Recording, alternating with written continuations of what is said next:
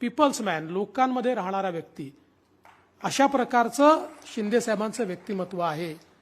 आणि त्यांच्याकडनं सगळ्यात जास्त शिकण्यालायक काही असेल तर त्यांचा पेशन्स आहे.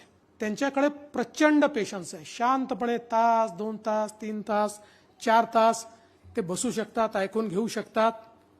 अर्थात ज्यावेळेस त्यांचा पेशन्स संपतो त्यावेळेस मात्र ते कोणाचंच ऐकत नाही, हे देखील तेवढंच खरं आहे. पण मला असं वाटतं की हा जो काही पेशन्स आहे हा खऱ्या अर्थानं मला असं वाटतं की एक प्रकारे आपण असं म्हणतो in politics patience is a virtue.